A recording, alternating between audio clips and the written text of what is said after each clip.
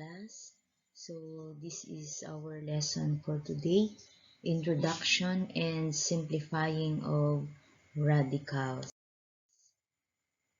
The learning competencies, you should learn how to write expressions with rational exponents as radicals and vice versa. Simplify radical expressions using the laws of radicals. There are three conditions when radical is in simplified form. First, the radicand has no factor that is a perfect nth power. Example of simplified radicals, we have square root of 7, cube root of 12, and 3 square root of 10. Not simplified, square root of 12, because if we will check the factors, we have 4 times 3 and there is a square root of 4. And then for the cube root of 16, so when we have factors 8 and 2 for 16, and we know that 8 is a perfect cube. Okay, and for 2, the square root of 18. For square root of 18, the factors are 9 and 2. So we know that 9 is a perfect square. So we have to simplify. Okay. Another one. Second, the index must be in its lowest possible form. Example of simplified ones. We have cube root of 2, fourth root of x cubed, and sixth root of 2x. Not simplified, we have 6 root of 4. So if we will transform 4 as exponential, this is 2 square. So we can still simplify this to 6 divided by 2 is 3. So we have 2 cubed as simplified for the 6th root of 4. And then we have also 4th root of x squared. So 2 over 4, magiging 1/2 pa yan. So square root of x. So ganon din dito. So 16 is 2 to the 4th. So 4 over 8. The index is 8. Magiging 1/2 pa. Ito naman 2 over 8 yung exponent ng x. 2 over 8 magiging 1/4. So, pwede pa siyang i-simplify. Okay, the third one. No fraction appears in a radicand or radicals. Radical appears in the denominator of a fraction. Example, for simplified, square root of 2 over 2, cube root of 18 over 3, 3 square root of 2 over 2. And 2x cubed, the square root of 2x, the cube root of 25y over 5y. For the not simplified one, so we have the square root of 1/2. The whole fraction is inside the radical.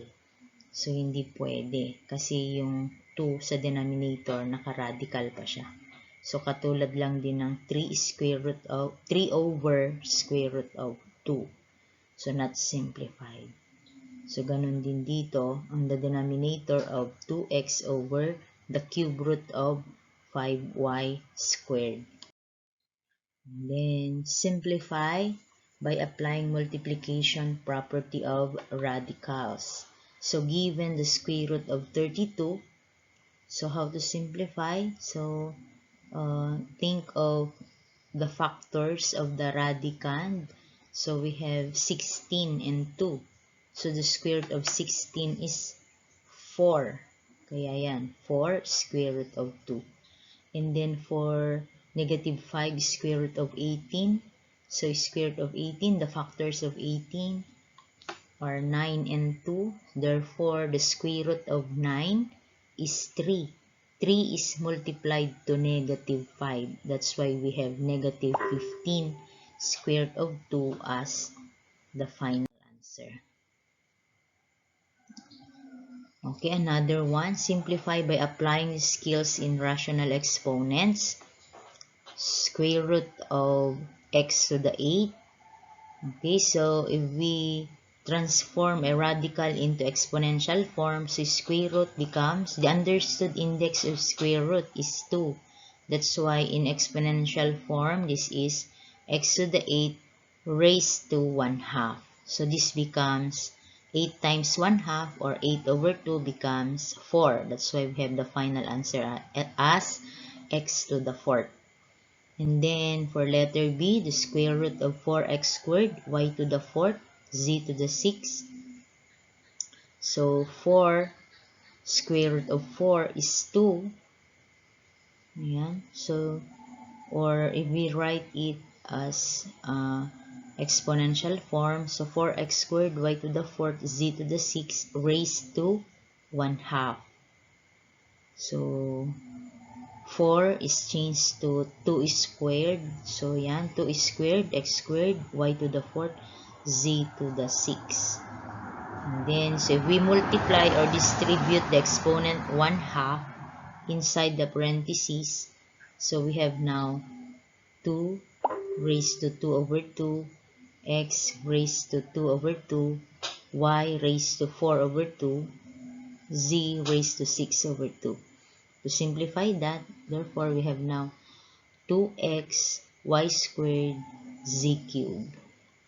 For letter C, the cube root of x to the 9th, y cubed z to the 12th power. So, transforming into exponential form, so the radicand is raised to 1/3. For cube root, the index is 3. Therefore, if we change it to exponential form, the exponent becomes 1/3. Okay, so we have now for 8, that is 2 cubed. So 3 times 1/3 is 3 over 3 or 1. Kaya 2 na lang yun sa final answer doon. And then x to the 9 raised to 1/3. So magiging 9 times 1/3 or 9 over 3. Kaya x cubed. And then y cube raised to 1/3, so magiging 3 over 3, kaya 1 na lang yan. Understood na 1 ang exponent ng y. So we have z raised to 12 raised to 1/3, so magiging ang exponent ay 12 times 1/3 or 12 over 3. Kaya 4 yon. Kaya z to the 4th. So our final answer is 2x cubed y z to the 4th. Okay, simplify by extracting square roots. So for letter A, the square root of b to the 5th. So in this, b to the 4th times b, so that b to the 4th becomes a perfect square. So b to the square root of b to the 4th is b squared. So ang natira na lang yung isa na b, kaya square root of b. Final answer is b squared square root of b. And then for letter B, we have cube root, the square root, the cube root of negative 54 x to the 4th y to the 8th. So in this case, cube roots, if think of a number that when it is multiplied 3 times, I equals the number. So in this, the factors of 54, negative 27 times 2, plus x cubed. Yung x to the 4th, kasi x cubed is a perfect cube na siya. And then y to the 6th, perfect cube. Y squared yung hindi na. So negative 27 is a perfect cube. Why? Because when we multiply negative 3 times by itself, it will give you negative 27. So we have negative 3 as the cube root of negative 27. The cube root of x cubed is x. The cube root of y to the 6 is y squared. And then, yung mga hindi perfect cube, nandito na siya, the cube root of 2xy squared. So, our final answer is negative 3xy squared times the cube root of 2xy squared. For letter C, given 5 the square root of 16x cubed y to the 6. So in this, for 16, it is a perfect square. X cubed. So i-factor natin. Paghiwalay natin x squared at saka yung x. Tapos dito, y to the 6 is a perfect square. So square root of 16 is 4. Kaya 4 is to be multiplied to 5, the numerical coefficient. So 5 times 4 is 20. And then the square root of x squared is x. The square root of y to the 6 is y cubed. Tapos yung sobra niya, yung factor kanina ng x squared and x, yung x, square root of x na tira.